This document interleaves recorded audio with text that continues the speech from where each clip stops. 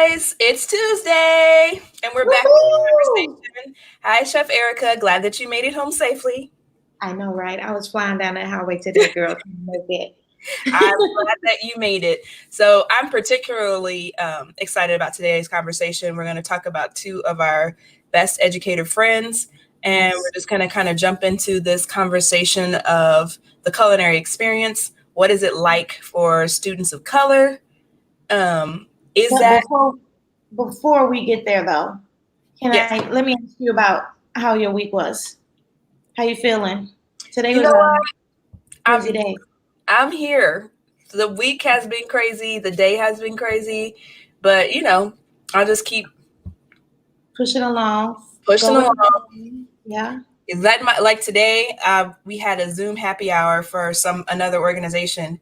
And it was before this, and I was like, oh, I'm going to hop on real quick before I get on this. And then my body was like, or you could take a nap. And I was like, I'll take nap, please. So wonderful. Well, you took a nap for me too, right? Yes, it was very delightful. And now guess what I'm drinking? What are you drinking? Tequila? That would make me very happy. Coffee. You know how I like coffee late in the afternoon? I've been smelling coffee all day. But guess what? I didn't have coffee yesterday. I didn't have coffee Sunday. So this is my first cup of coffee this week. Yes, I realize it is 6 p.m., but it's still my first cup of coffee. So anyway, how are you doing this week? I'm good. I am super good. Last week you talked to me. I was in Illinois and with my mom and my sister and niece and nephew, helping them move. Now I'm back in Florida, and it's hot.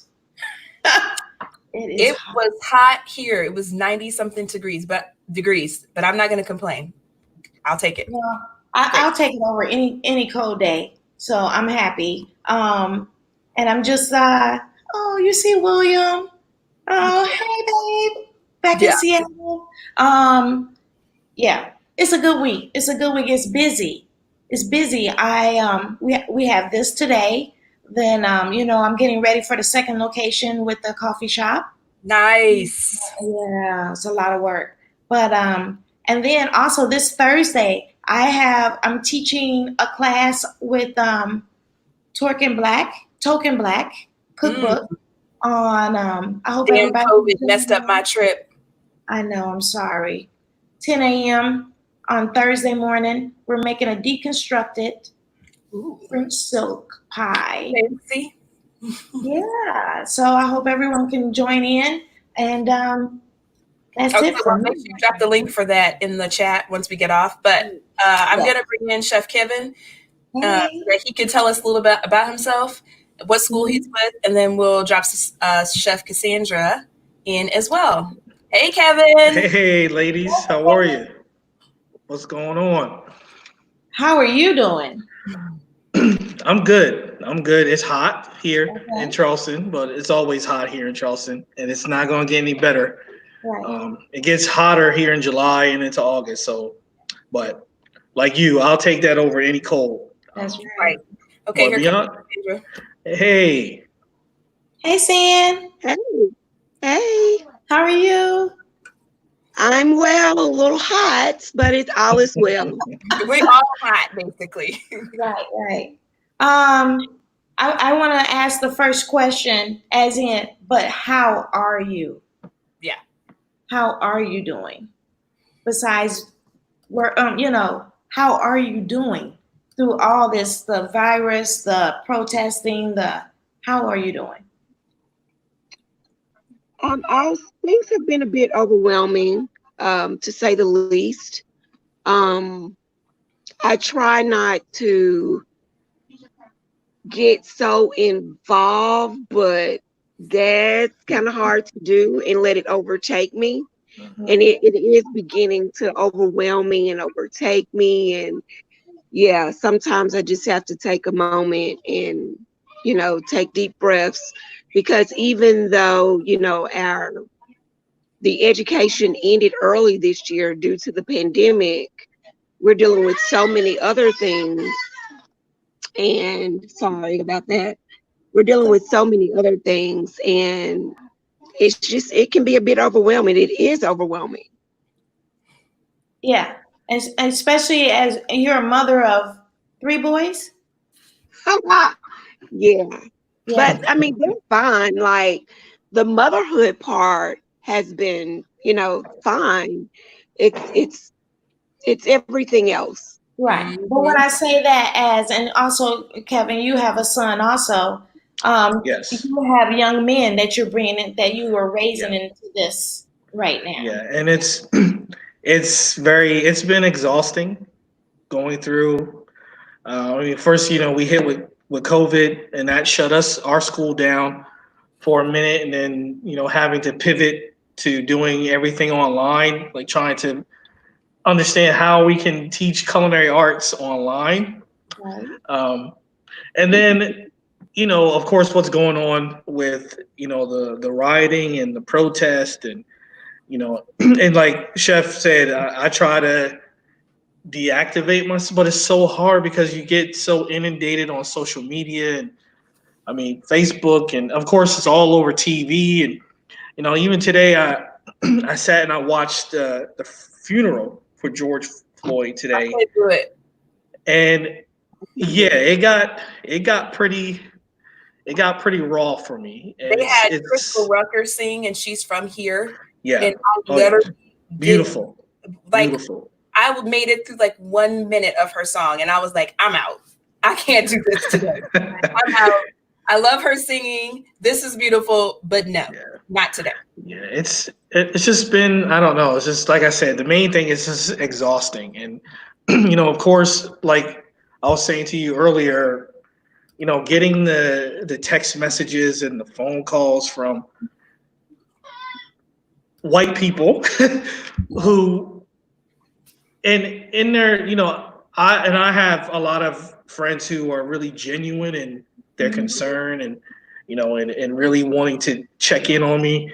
But then again, it's still very exhausting to have to answer those questions and what can I do and how you feel. And I'm like, you should know how I feel, especially as a black man that's raising a black son who was 21, 22 years old, and having to have those conversations with him. Mm-hmm. Right. And I feel like that question, when I told someone this week, I was like, okay, so what you're asking me is the equivalent of my house is on fire. I call the fire department, and they get there and they're like, what do you think we should do? Well, I don't know. I don't work for the fire department. Why are you asking me what I should do about my house that's on fire? Isn't this your area of expertise? This is not my lane. So stop asking me what should I do? I don't know. Like, I don't know. Yeah, it's exhausting, but we, like we always do, we keep pushing, and we we make things happen, and we just that's what we just have to keep doing. For sure. Hey, Sam, you're in Memphis, right? Yes. Yeah. Tell us a little bit about Memphis.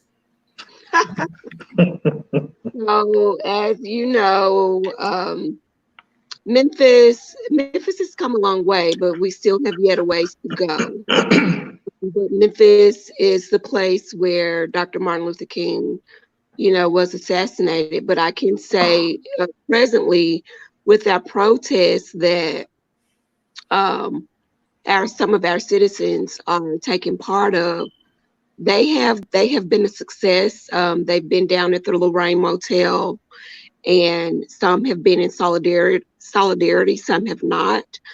But I think overall they've been a success, and I'm still, proud to be a Memphian, not for the fact of the history in which some of the blood that has been shed for the cause, but just to say that there can be change, and that we can progress and make things different than they were before.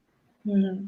Yeah, that's good. That's good. So I know that we were just talking about like the whole school online thing. And I only had to do it with a 6-year-old. I cannot imagine how you manage to do school, like culinary school online, and to like the issue here, and not so much in my particular school district because she's in private school, but in the metropolitan area was the digital disparities, right?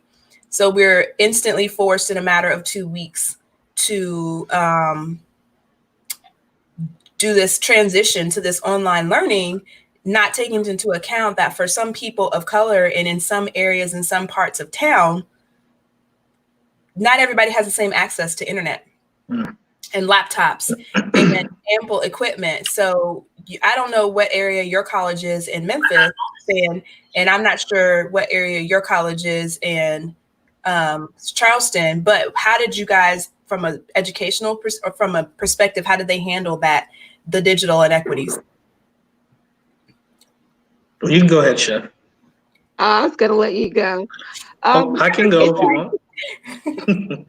Well, I just finished speaking. Go ahead. Go ahead. I mean, for me, it was a challenge. I mean, of course, the school is in Charleston, but we have students that live in the outer lying areas in the country who a lot of them don't have access to internet, or if they do, talk about the country too, because I don't think people understand what that means. Well, as it relates to Charleston, if you're living in the outer lying areas, such as like Monk's Corner, Yemassee, deep outside of the city proper, or even North Charleston, right? Because my campus is where I teach is North Charleston. So a lot of the students, if they live in those areas, if they do have internet access, is really shoddy, right? So their stuff buffers a lot. It's hard for them to, upload assignments. And then we also have issues with a lot of our students are a lot older who are not computer savvy and don't understand how to download a document and then attach it to an email or something like that. So, when you send an assignment and you're expecting a professional written assignment and they just put it in the body of an email, because you have this woman, and specifically this one woman in my one class, she was probably a little younger than my grandmother, and her not really being able to understand how to cut and paste or how to attach. And fortunately, finally, I was able to get with her granddaughter, who of course is really savvy, and kind of walk her through those processes of how to attach. If I send them a quiz, how to download it, put the answers in, and then send it back to me so I can grade it. Right. And then of course, having initially, because everything happens so fast, if we're saying that students have to complete videos and send them back to the chef instructors for us to evaluate. Of course, we can't taste, but the main issue I was having was, how can I ask a student who may have just lost their job, who works in the industry, to say, hey, you need to go to the store and buy these products for this week's lessons, right? Right. And Chef, we have classes where we teach proteins, where they're breaking down whole ducks and whole chickens and fish and things like that. And for me, I didn't feel comfortable. Hey, you need to go buy a whole duck and break it down, but not worry about feeding your family or whatever. And you haven't gotten your unemployment and you literally have no salary. But this week's lesson is foie gras. Can you make that happen? Yeah. But we've been able to deal with that issue where the chefs are ordering the food like we normally would in a class, and then we are putting together kind of like care packages. Oh, nice. With all the products. So if they're doing, just for something simple, they're doing rice pilaf, and that's the lesson. If they're learning about grains and starches, then we package up rice. We'll give them the chicken stock. We'll give them the bay leaf and the fresh thyme or the garlic and the onions. And then they're going to come pick it up and then take it home. Then they can execute those lessons. And that was a major issue I had with, and I went to administration. I'm like, hey, I'm not going to ask someone to go to the store and they have to make a decision whether or not to buy stuff for the class or to worry about buying stuff for their family. So Chef, the funding was there for that? The funding Yes. was available? Yes. I mean, basically, we just worked it like it was a regular class. Right. So we would just put in our regular food orders, right? And we weren't able to do it this past term, but going into the next term that starts July the 6th, Okay. I'm going to order the food. I'm going to actually go into the building, package everything up for every student, put their name on it, and then say, okay, you need to come to the campus between this allotted time, pick up your package. Now you can take it home, and now you can do a video and send it to me. Right. Now, going back to the computer technology part of it, of uploading, so to get around that, I just created a Facebook page for that class. A private one. It'll be a private page where I'll drop all the students' names in it, and they'll be a part of that group. And Nice. then they can do a video on their phone and just easily upload it onto Facebook. Look at you, man. That is So awesome. Innovation. yeah, so it just makes it easier. And then, of course, for me to try to have to explain, okay, do the video, download it, upload it, attach it. Right. You know, I just was sitting there and I was thinking, and I was talking to another chef, and he's like, well, I mean, everyone's on Facebook, everyone is on Instagram. Right. Set up. So the class is called Kitchen Fundamentals. Set up a class, get your roster, contact the students, make sure they all have a Facebook page so I can just pop their names in or emails. Right. And then when they have to do their videos, when they're due, they just do it on their phone, upload it into the Facebook page, and then I can view it. And then this is a way where the students can share their videos amongst each other. Nice. And it'll be a private page. And I Yeah. think eventually I may make it public for people to actually view and see what the students are doing. That's awesome. Yeah. That's So it just You just I like created a culinary school. Right. Got an online Basically. culinary school. basically, and you know, there is an online school called Scafé Online. So and Yeah. they kind of do a lot of the same things. And it's funny because as a chef instructor who's in the class, you know, we're laughing at schools like that. Like, come on, how are you going to learn how to cook online and you're going to get a full degree? And now they're laughing at us like, you guys have to do this. They're like, oh, Exactly. we're true So- to this. Y'all new to this. Exactly. And it's just a learning curve, and you just have to understand your students, like understand, Mhm. you know, social media is everywhere, and just make it easy for them. Cause it's like, I don't want to be like, well, you know, a student like, well, chef, I couldn't upload, I couldn't do this.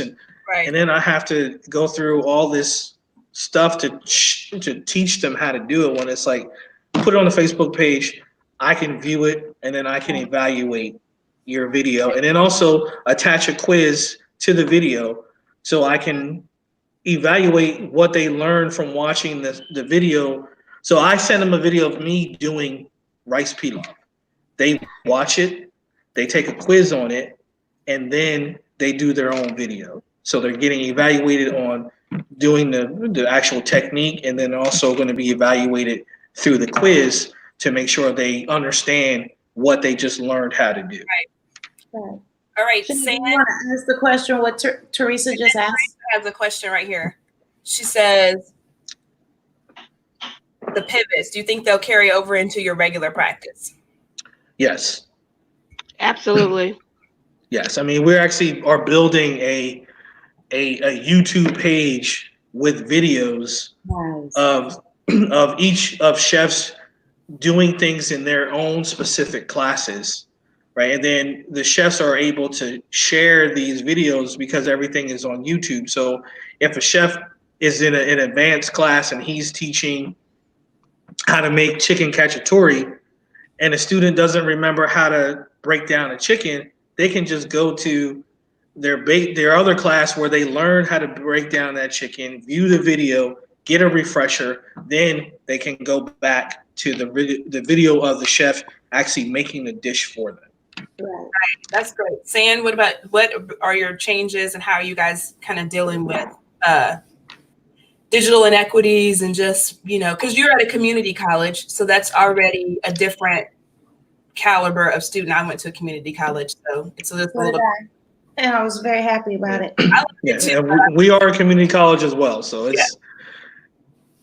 Well, some of the same things we've had to do as well, and I think, like Chef Kevin was saying, since we have the autonomy of kind of, doing our own class, I've done something similar where it's more work on the front end for us, for sure. But if we're in this work, we want to make sure that the students are actually learning and not just going through the motions. You have a lot of that with just going through the motions and say, oh, well, I completed this. Well, did you actually attain something? Did you actually learn it, or did you learn it for the time being? And then you're going to lose it. But like he was saying with all of the media and all of that, you have students that they simply don't know how to upload a document, and having to walk them through all of that, like you were saying earlier, I think before we even started, like, I didn't sign up for that. I don't know how to do that. I'm not IT, but it's like you have to learn and be creative with the craft, although, we're creative beings anyway. But this has really allowed us to come up with some innovative ways of really how we'll go in the future. I think so. That's nice. I like that. So last week we left off with Teresa. We were just talking about the culinary school experience overall, and how for some people of color, it's just not an inviting environment. And for some people, it just may or may not be the way to go. So I just wanted you guys to kind of weigh in on, what are you experiencing as educators, and, what advice are you giving these young people coming in as to like, this is what it's preparing them for what it really may be like out in the kitchen. Well, I mean, for me, the main thing is just for me to continue to encourage them and get them to understand that they have to embrace the technology. Being a chef today is more than just throwing some food in a pan and then putting it on a plate. They have to embrace the technology. They have to understand the importance of math skills and the importance of their English, reading and writing recipes, even down to writing an email, like really understanding how to write an email and understand the process of writing a recipe. And then, of course, the math is very important. When students come to tour the school, I make it very clear that, hey, you're going to take some math here. You're going to need to have some really good math skills and understand how to convert recipes and understand what the labor cost is and how important it is to run a food cost outside of being, a preparer of really great food. Mm-hmm. So just for me, I'm at a school where, and it's a community college, and I'm at a school where I would say a good 40%, maybe a little bit more of the students in just our culinary program are people of color, specifically African American, right? And I think for me to be there to encourage them, and then also kind of be the one to, walk the talk. Like, they watch what we do and how we act, right? And for me, being the only Black chef instructor there in the whole department. For how many years? I've been there for 12 years. Yeah. So it's very important that for me, I understand how I need to carry myself and how I need to, especially in front of the students, and even as it relates to dealing with other instructors and not involving them in some of the personal things that we may get into with the instructors, or our personal thoughts on how they run a class or how they teach a class. Me personally, I don't care. You're in my class. You're here to learn what I'm going to teach you. Right. But understanding that they can learn other ways of doing things too, and Right. embracing that for them. But you know, it's just it's crazy because I was specifically brought here to be like the first African American instructor. I mean, based it's been 12 years. I don't think they need a second or like a third. Well, they definitely need a second, a third, maybe a fourth because our program is really big. Our program is getting big. And they have one Black instructor. Are there any other instructors of any other nationalities? In the culinary program, no. But college wide overall, there's plenty of African Americans in the college because we're a technical college, right? So outside of culinary, no. So it's always a very interesting thing for me to kind of be in that environment and try to teach the classes that I'm teaching. And then, of course, understanding how I need to relate to not only the Black students, but how I relate to the white students too. Like, and how they see me or perceive me as how I treat the Black students over the white students. And honestly, I've gotten some evaluations that have addressed the fact that I may have been a lot better to the Black students than the white students. Oh, you had some Karen Amy Coopers in your class? Yeah, I had a couple of those, and I have to address it because when those evaluations come, they go to my boss. Right. Right. Then of course, okay, Kevin. Well, I got this evaluation and it says this, and this, and then, but for me, my track record speaks for itself. I have those issues, but also, I have a lot of white students who flock to me. Right. Even more so than some of the Black students. So, it's just an interesting thing and an interesting environment to be in. And I try not to focus so much on the race part of it because for me, I'm there to educate these students. I'm there to turn out future chefs, Black, white, Spanish, whatever. It doesn't really matter to me, but it's because race is it's such a big thing. Everybody's mind right now. Yeah, you can't. Period. You cannot escape it, right? Yeah. And even now, in the climate that we're in, looking at, hey, where are the Black chefs? In Charleston, where are the African American chefs that are actually called executive chefs in some of the best restaurants in the city, as opposed to those African Americans who are called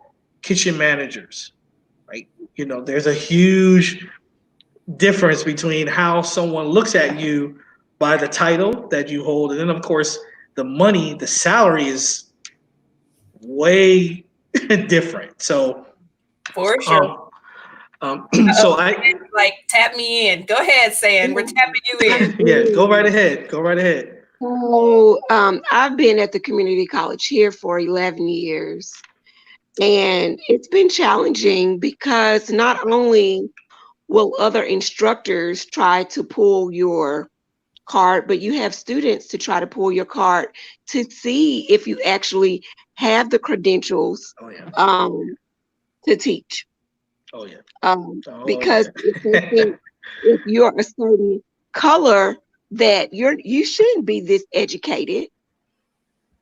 So that's been a challenge. I've had one student to withdraw from the course and say he'll take another instructor, and it was I just kind of chuckle because at the end of the day, you'll still have to see me because I teach the class. I teach the capstone class.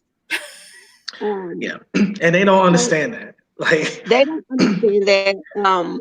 It's been a challenge, and for years I was the only Black female on staff until what, 4 years ago? Wow. Yeah. You also saying you have who's the head of your culinary school though? So the head of our culinary school is Chef Stephen Leak, Yeah. Wonderful chef. He's really brought the program up. We are accredited by ACF now. We're really trying to do some things in the community with the program. The program was really, really small at first. And he and I have known each other for years. And he said, you know, I really need your help. And where I was supposed to help him teach for one semester, it ended up being what? That's nice. He's also an African American chef. Yes. Yes. So I want to talk about my culinary school experience, and then I just want to kind of frame this on how you all feel that this current climate is going to change the way that we educate and the different types of cuisine that we offer. So in school, we do, you know, you do French and the fundamentals of, you go through the whole, I mean, it feels like really you just kind of do French forever, right? And then we get to a class here that they call Regional American Cuisine. And they break it down like really quick. And then we have this like teeny tiny. You went to culinary school. I went to Kansas City. Yeah. So I went to culinary school in Kansas City. And then you have this teeny tiny little chapter about Southern food. And it's like, they made greens, they had chitlins, and y'all did some barbecue. Boom, done. And you're like, wait, what? Which is why I, as a chef, kind of went on that personal discovery of Southern food for myself and just really trying to trace that back to like the origins. And I'm a dumb history dork. And so looking at like the different parts of the South and how that food is can go back to the country of origin. That's work that I did on my own. That's not something that was offered in the school. No.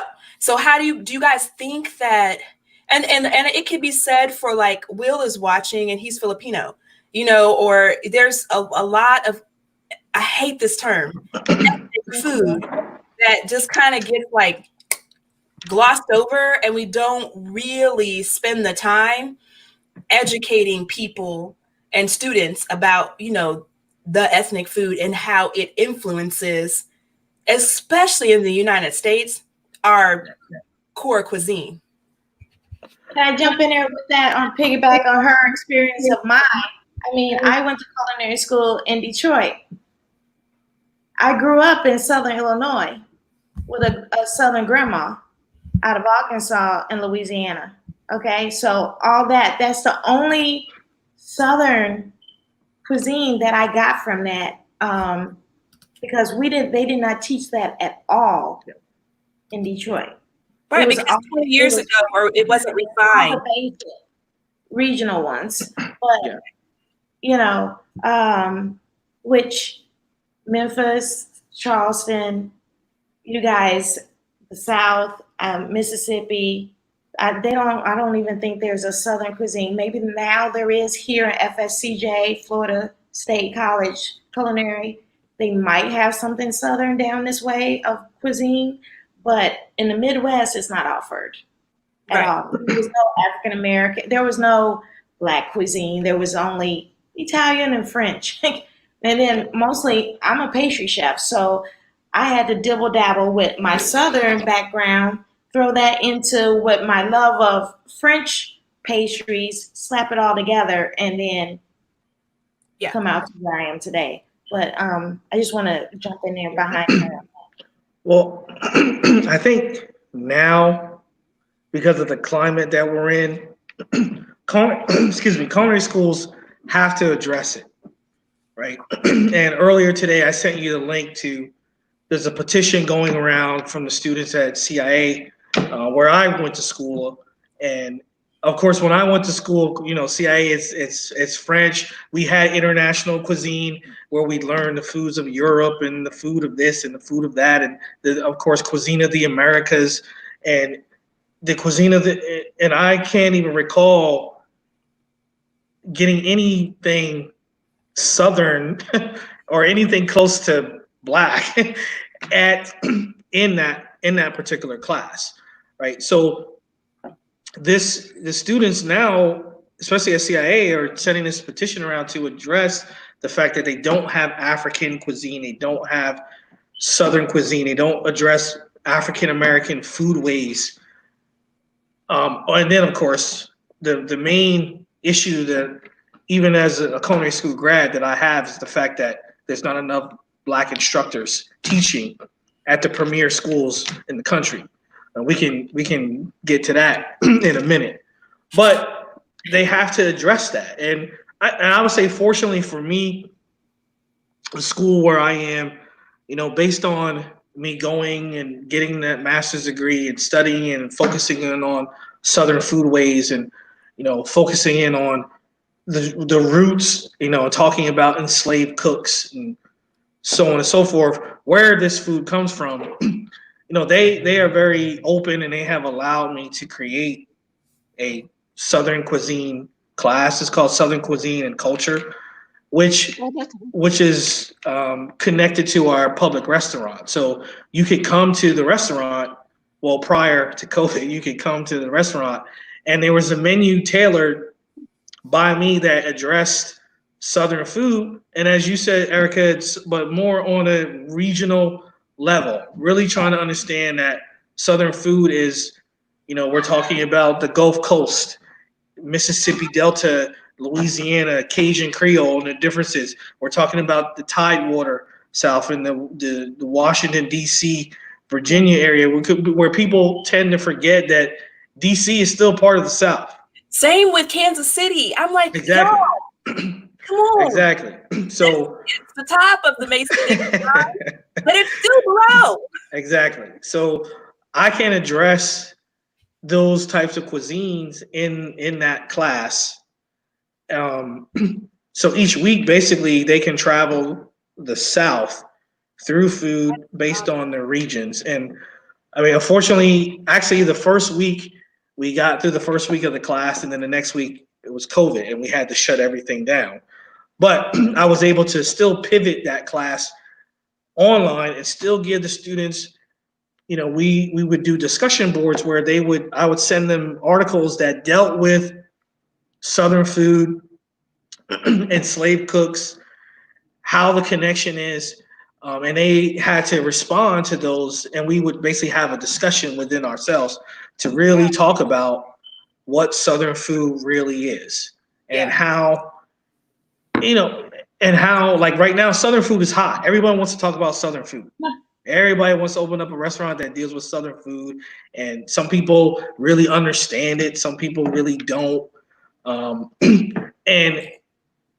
it's good in a way, but it's bad in a way, because if you're not really genuinely really trying to understand it, and you're just trying to put together a restaurant like to make money, right? And then that's where like things like cultural appropriation starts to kind of ease into the conversation.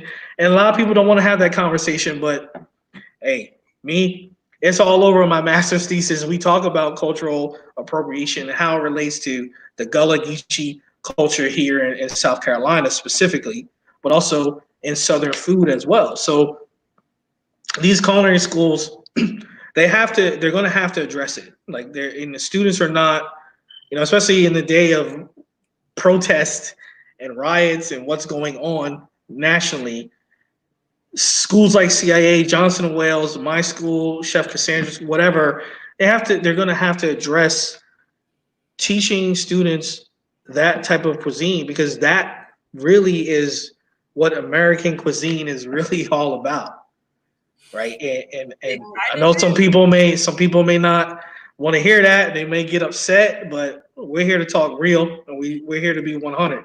Because everywhere here, they're like, we're Midwestern. I'm like, well, what's Midwestern cuisine?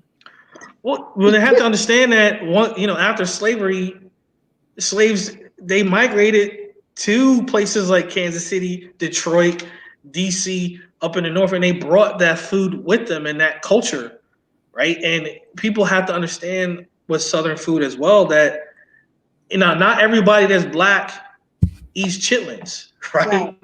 Because we have to also go back to slavery and understanding that not all slaves had access to everything on the plantation, right? Right. So if you're in a plantation where you didn't have access to protein, you had to find substitutes to make that pot of greens really sustain you without having actual meat protein. And that's where things like bene seed and stuff like that come into to give you that sensation. And they have to understand that the Southern food is just, it's not just one thing. It's so many different layers. There's levels to it.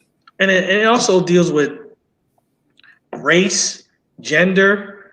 I mean, food on a whole, all those things are intertwined with those particular, they intersect with race and gender and, you know, all these things that we talk about. So, you know, I'm fortunate to be at a place where they're allowing me to create curriculum that centers around that and allow me to talk about enslaved people, specifically enslaved cooks who create what we know as Southern food and who persevere through their condition and become the great Black caterers and Black chef owners, restaurateurs.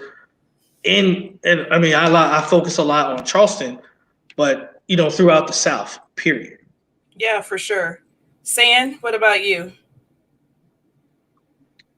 Give me the question. I'm like entrenched with what he was saying, because we don't have that particular course at our community college. I think that, you know, that's great. You know, of course, we try to sneak those things in the best way that we can. But as far as it being a particular class, no, we don't have that. But yes, do we need more of that? We do. We need to make people aware and not just some elusive idea of what they think Southern food is, or because there's barbecue or some sort of pork, that Southern food. No, it's so much more than that. That's not what Southern food is. It's a gift of love. It's more of a devotion when you talk about Southern food. But that's a whole nother gamut. Well, barbecue itself, that's a whole other, that can take up 2-3 shows when we talk about barbecue. World now. Okay. So, well, yeah, you in Kansas City, of course. So I know that people are like, don't y'all just barbecue? I'm like, that's all people think that we do here. Like, we don't do anything else but barbecue. I'm like, there are other restaurants here that do amazing work. That's not barbecue. Yeah. So that, I think that's great. So if you guys, as you're preparing new students or talking to like up and coming chefs, like Kevin, I've gotten a reading list from you before and read the books and, you know, just trying to like educate myself. Because again, a lot of it when you're a student of color is self-education. If you want to learn additional things, you kind of have to do that yourself. But if you're interviewing somebody, because when I went to culinary school, we had to interview to get in. So what would you say? Yeah, I had to interview to get in. What would you say? They don't do that anymore now, but that was like the most terrifying moment of my life. And I was still 17 going in there and like trying to convince them why they should let me join this culinary program the second half of my senior year in high school. Like I could do the work and I was gonna be committed. But what would you say to a student of color? Because I do have apprentices from my school who reach out to me and they kind of talk to me about the struggles that they face in the kitchen. I've had a couple of them say that, you know, their chefs, they throw around the N-word and other like racial things where, you know, it could be quite uncomfortable for some students. So how do you kind of navigate them around that as you're giving them a full picture of what it's going to be like? Well, I mean, for me, I've never been one to sugarcoat. So, I mean, I tell my students straight up, like, and I base it on some of my own experiences of being in kitchens and being, you know, the one, you know, when I worked at a casino in Detroit, all the senior chefs or whatever, I was the only Black that ran, like I ran a 600 seat restaurant inside of the casino, right? So when students come to me, I'm just very open and very honest, and and just tell them that, hey, these are the things that you're going to face, and if this is something you really want to do, that you're just going to have to keep pushing, and you're going to have to come to me, rely on other other black chefs, or even white chefs who really understand, who really want to help you, right? And sometimes in my own personal experience, sometimes it's hard to figure those people out. Like, I've had chefs who were very giving, wanted to teach me any and everything that I wanted to know, but then I also had chefs who were very stingy about giving me information, or not wanting me to get any kind of press or pub. Old school. Yeah, definitely old school. But for me, just like with Shanita, I'm huge on history, and I just give them a list of names of those who come before us.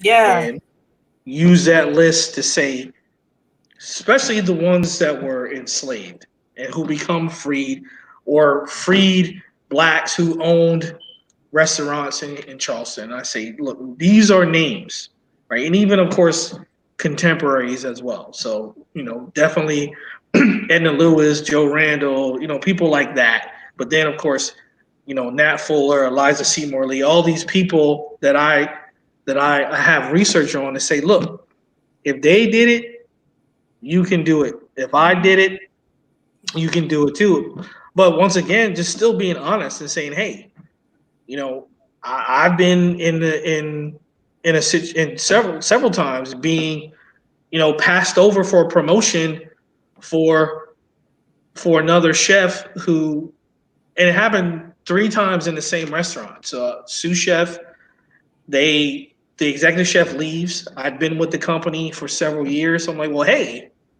I know the systems. I have a rapport with the cooks. Anything that I may need to learn, maybe numbers wise, I'm more than willing to learn. Right. But give me the opportunity. Well, no, we're going to bring in this guy. So they bring in this guy, and you train them. Yeah, I train my boss, basically. Right. Who one is an alcoholic. Yep. Right. So eventually they figure that out. They let him go. And I'm like, well, hey, I'm still here. No, we're going to bring in another guy who actually turns out to be addicted to drugs. So, and after that third time, I was like, you know what? I'm out. Obviously, you don't, and I didn't, at the time, I didn't want to make it a race thing, because a lot of times everything is not always about race, but you have to really read in between the lines and really understand that. And you have to educate yourself to understand that.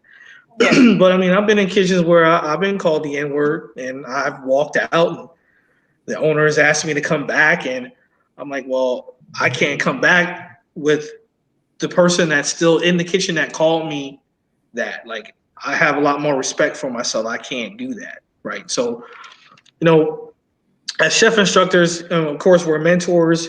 We have to keep encouraging them and, help them form their paths and get them to understand that, I mean, and all of us on here know it's not an easy road.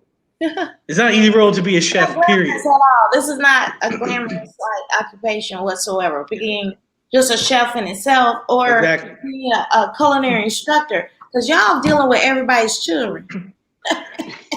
Yeah, and they're grown. They're adults, but they're still children in the culinary sense, because they're starting off young. Yes, and I think a lot of people miss that. They miss that, the importance of the chef instructor. Like, we set the chefs up with people who they are going to hire. Like, we are like the backbone, and we get forgotten, and not by a lot of people, but I think we get forgotten, and I even posed the question to like James Beard, like, you guys don't really focusing on the chef instructors who are really the ones that are, they're teaching the Anthony Bourdains and the Thomas Kellers and all these chefs that have gone on and become very rich and very famous. There was somebody in the school that taught that person to be that, right? So, I think sometimes we get overlooked. Yeah. And I think it's important that people understand that. I mean, just a teacher, period. I mean, let's not even talk about culinary, but a teacher, period. Exactly. We get forgetting. When you brought that comment up to Catherine or Mitchell or either one of them at James Beard, what was the reaction? The reaction has always been, we are, we're working on things, and there are always things happening behind the scenes, and I don't want to come off by saying or kind of disrespecting James Beard, because they have been very supportive of what I've done, and we've done boot camps and all that stuff. Yeah. But I do think that they are making more of an effort to acknowledge Black chefs. I mean, we go, May 2018 when we walk away with 5 awards, and with Eduardo Jordan walking away with 2 in the same night. So I give them that. But of course, now we're in 2019, we go into 2020, and it's kind of like back to kind of what it was prior to 2018, right? So I will say I do believe that they are making more of an effort, but there still needs to be more of an effort made. Like, they need to have conversations with people like me and Chef Cassandra and those people who work in these culinary schools, and really, and I'm not saying that they need to do it for me, but I'm just saying they need to acknowledge these chef instructors who are really on the front lines and really behind the scenes and training future chefs. I can honestly say that to this point where they are right now in acknowledging minority chefs in general completely, I can honestly say I remember the conversation I had with Mitchell Davis at James Beard. It was over the phone. This was 2008. Right around, you guys, we all remember Culinary Wonders USA. And when he got a hold of it, he was just like, so how can I get in touch with these people? I called him. I mean, it's just that easy. But he made that effort. He reached out and said, so what's the next step? You know, but that was 2008 and we are 2020, and it's taken that much time. Yeah, for sure. From that first conversation to now, I think they've really done the best that they could do, along with all the other stuff that is going on in the culinary industry. But I think what's happening now, that they have an opportunity to open up that door even further, and really get in there, because it's always like, we don't know where the Black chefs are. Well, we're all over social media. We're all over. I mean, we all have Instagram.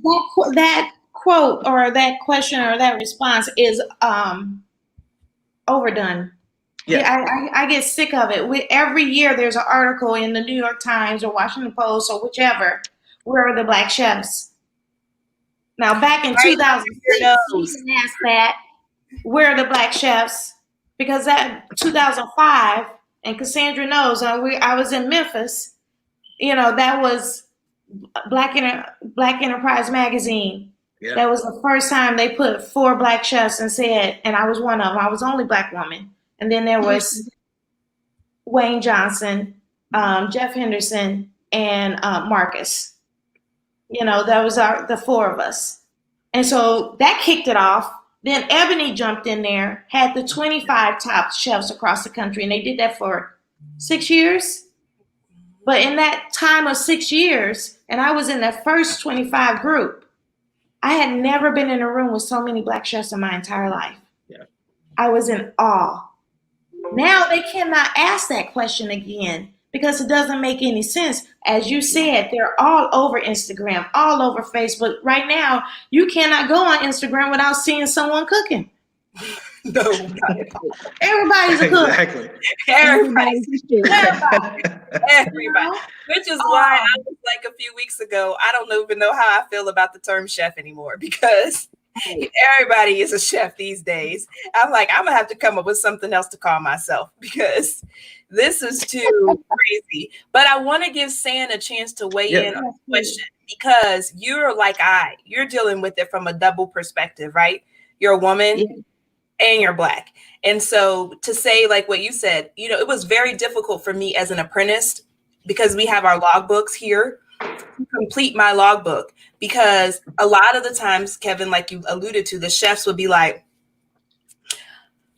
just do the salads and just come down here to the grill or the saute and take a couple pictures and put them in your book and you'll be fine. And I'd be like, okay, but when I take my practical final and I actually never did this, how am I going to explain that and graduate?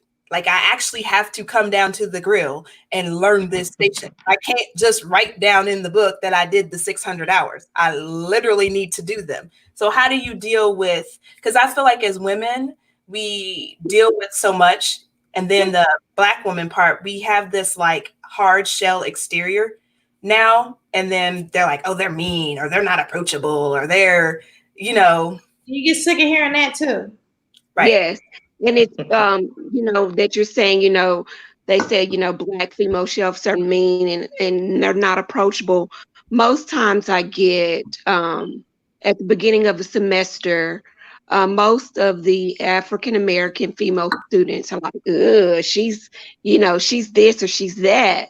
And by the end of the semester, they're flocking to me like, oh, you taught me so much. You've empowered me. You're not like they said that you were, or, just all sorts. I get gifts. Oh, I'm so glad that it's someone that looks like me that can teach me. But prior to, you didn't want me to teach you anything because your perception was a different way of me. So I try for myself, and it's hard at times, but I try to always center myself in saying that I'm empowering. If I can empower someone and encourage someone that looks like me, that you can do this too. It's not just about, oh, I'm facilitating the course and I'm this and I'm that. That's not me at all, but you have to get to know that side of me first and not have some preconceived notion that you're not going to learn because I'm a female African-American instructor. That makes a lot of sense. So we're going to go just a little bit over because there's something that I just really want to talk about. So we've kind of talked about the school piece and we've talked about the James Beard piece. And this would not be a relevant conversation if we did not talk about what happened with the editor-in-chief of Bon Appetit magazine. And so this goes back to that same, where are all the Black chefs? As a culinary student, Bon Appetit and Gourmet and those types of publications were like where you went in order to be on the forefront of, food trends and what's happening and what's going on in food outside of the things that you're being taught in school. And as a student of color, you very rarely saw ethnic food being represented in a positive way in those publications. So how do you guys feel? Like, what's the next step here with that? Where we're going? 1 second, but if you did see ethnic food, it wasn't done by us. Right.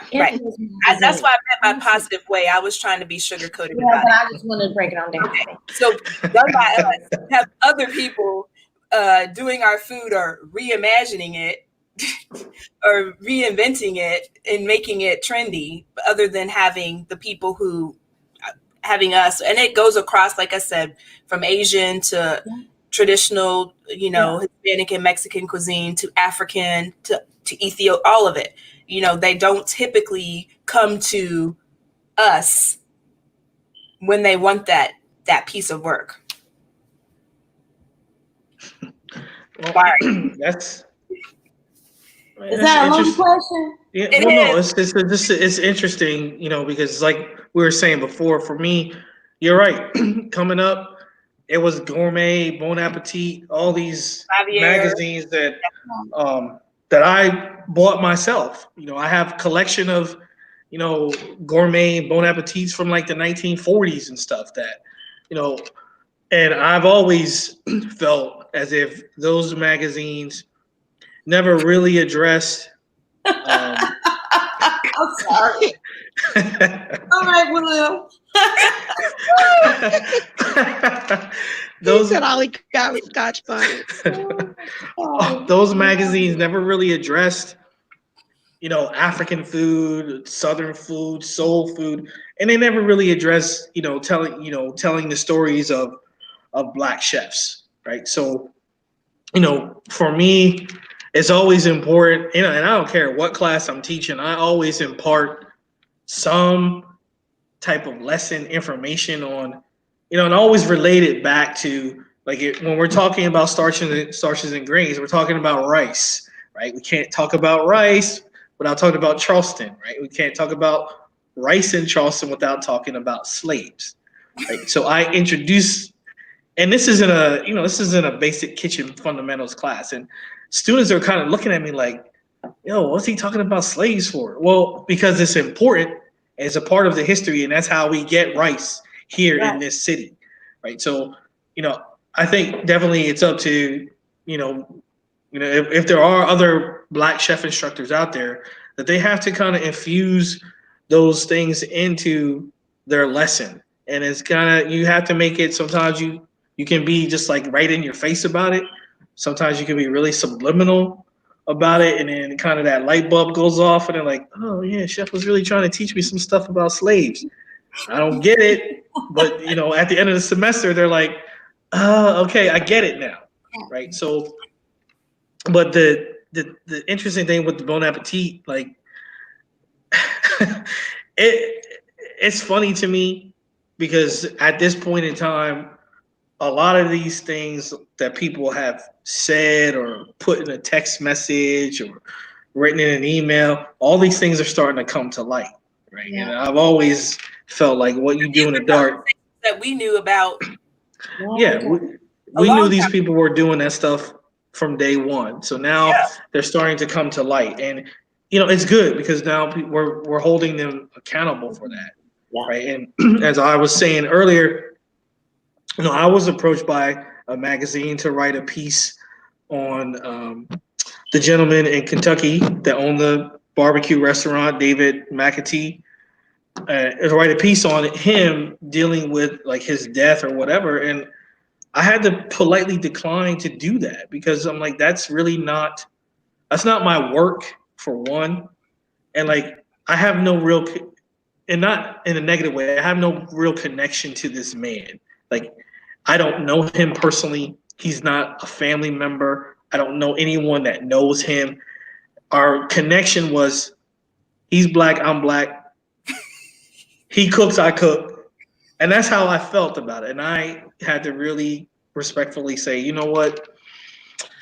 I can't write this piece because for me, I felt like it would be a disrespect to him, his legacy, and disrespect his family too. Like, what do I look like writing a story on this, this guy who was in Kentucky and owns a barbecue restaurant where, for one, barbecue is that's not my wheelhouse, for one.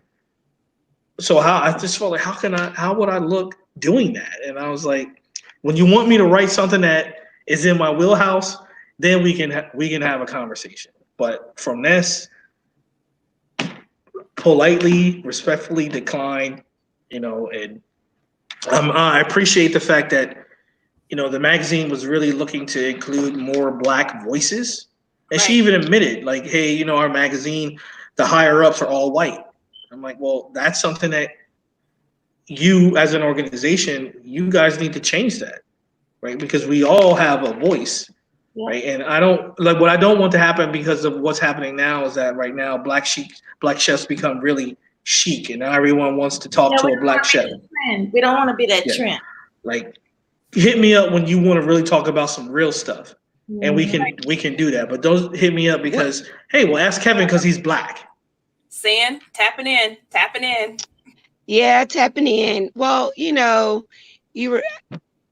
I don't really want to. The article is not what I really want to speak on, but necessarily like people taking credit for your work. That's just like the hot chicken. Hot chicken wasn't created by. And I know it's a hot button issue for y'all up there, and I support this 100%. Tell them. Tell them. That, you know, and I'll just say that's somebody taking credit for somebody else's work. Yeah. You know, and now they're getting all the glory out of it. But hot chicken is not something that's new. They're making it trendy, like they created it, but they didn't. I get it. So jumping on her bringing that up, did anyone see the article in Zagat by Chef Kenny Gilbert? I did not. I haven't read it. Okay, I'm not going to break it on down, but Stan just kind of opened up the door, and Kenny went completely off. If I could text him right now and tell him to call in,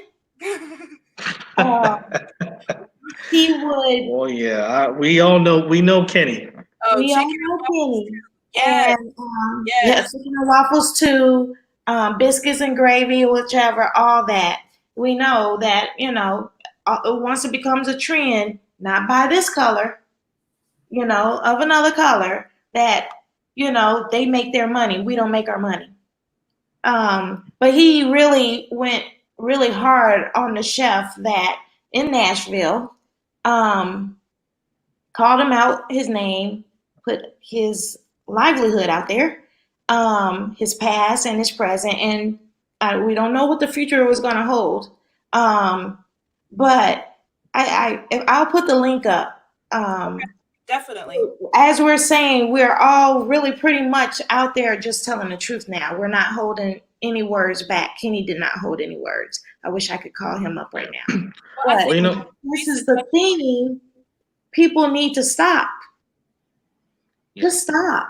And as we move forward, we have to be responsible. We have to be the curators of our own story. And I think that, you know, like we had talked about this trajectory of this false narrative that we get taught in school, that in order to be a successful chef, these are the boxes that you need to check. Outside of your race and your ethnicity, is that the word? I've had too much coffee. Ethnicity.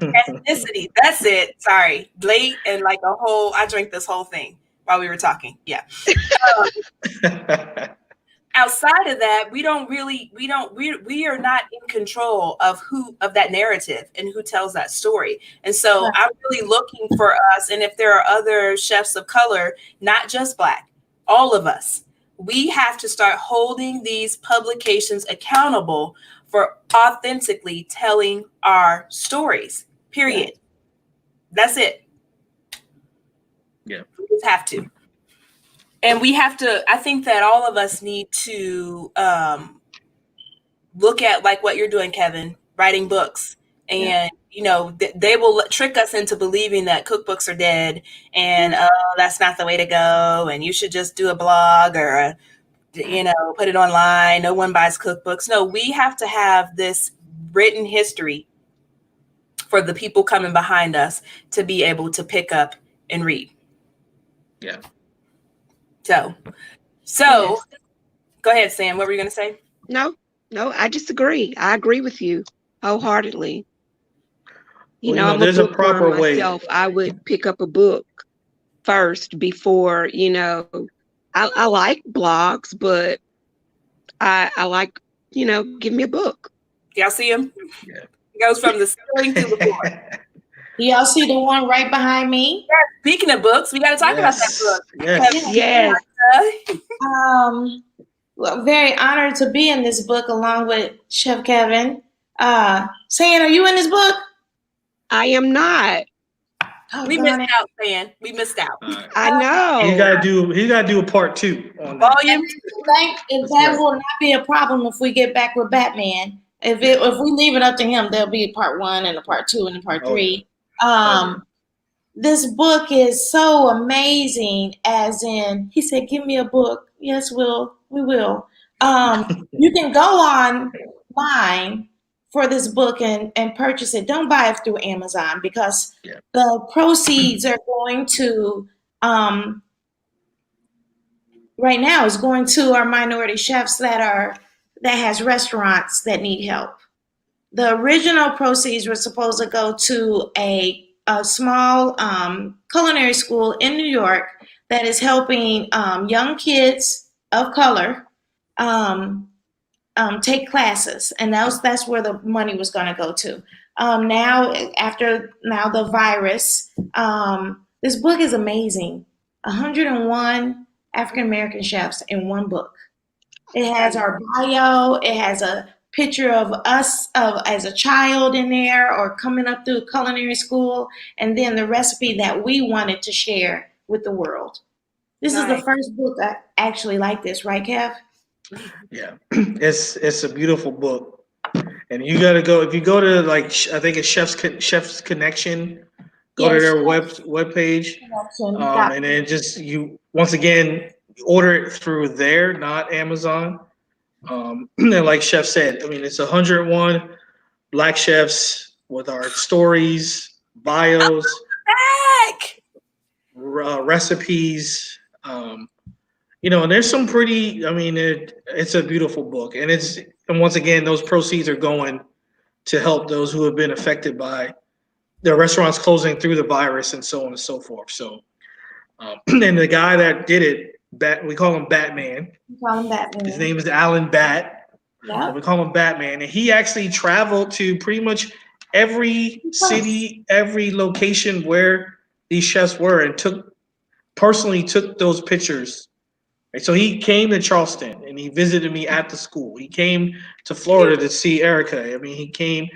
Preston Clark is in there. I mean, there's so many great Black chefs that are in that book. Awesome. and ones that don't necessarily get the press that they deserve. And this is a great way for those chefs to get that press. So if people want a reference, where are all the Black chefs? They're in this book. They're in this book. Order it. There's 101 of them. More. That's a start, and start there. So, Kenny, we'll have him on next week because we are over. I mean, I feel like, listen, the whole point of the conversation is to have a conversation. And cultural appropriation is not just for our hair. It's not just for our beauty. It's not just for our style. It's also for our food ways and our food culture. And if somebody has to have the conversation and somebody has to say it. And so that will probably be our topic for next week, talking about the cultural appropriation of ethnic food. Right. You guys, I just wanted to say thank you so much for joining. Kevin, Cassandra, make sure that you guys put all of your social media in the comments so that people can follow you and keep up with you. Kevin, your book is coming out soonish. Yeah, the book, we're hoping spring of next year. I know that the Lee brothers are probably like, is this girl ever going to turn in her book proposal? Ever? Did you do the boot camp with them? 2017. Okay, I did it in 2019. I did it with them. Okay, 2017. I ought to be ashamed of myself. I really. What's give us a little heads up on the future of Chef Cassandra? So the future of myself, I really want to work with the inner city youth, to give them a voice in culinary, and to really empower them and to let them know that there are people of color in this industry, and not just being a cook, but you can be very lucrative in this business. That's awesome. But you have to have self-perseverance and not just think that you're entitled to a title of something. So I'm just I love working with the future and being innovative and coming up with new ideas to empower others. Because if we don't empower somebody else, why are we doing this? Exactly. And you have to know your why, so you can know, how you want to end. Yeah. Well, I love y'all. I do too. All right. Well, Chef Cassandra, I'm gonna have to make a trip to Memphis. I lived in Oxford, for 2 years, and Memphis is like an hour away from Oxford. I tried to connect with you. Yeah, it was crazy in Oxford, to say the least. Oh, I know. But we gotta work something out. I'll be more than I'd love to come to Memphis and see the school and talk to the students, and whatever you need, just hit me up. Absolutely. Once we get a little bit past this virus, I'm definitely bringing you guys back to Kansas City. I'm cooking up something that's a lot bigger than just the wine dinner we did, San and Erica, which was amazing. We had a really good time, but I'm thinking of a whole hunger summit where we talk about food insecurity, food inequity, but because of where I'm looking to put my new project, it is in the urban core. I want to make sure that I have as many Black chefs in this city as I possibly can, because there's not very many of us here in Kansas City, surprisingly, like a teeny tiny little handful. I could probably sit here and name them all off on one hand if I decided to. So I just want to say thank you. Erica, do you have any closing words before we log off? I love you guys. I hope you tune in to my class that is coming up on Thursday morning at 10 a.m. Because of this book, that's why I'm doing it, along with Chef Brandon. I probably said that wrong. Walker? Huh? Brandon Walker? Yeah, Chef Brandon Walker. Thank you. New York. My brain is okay. bad. It's all good. He's a good friend of mine.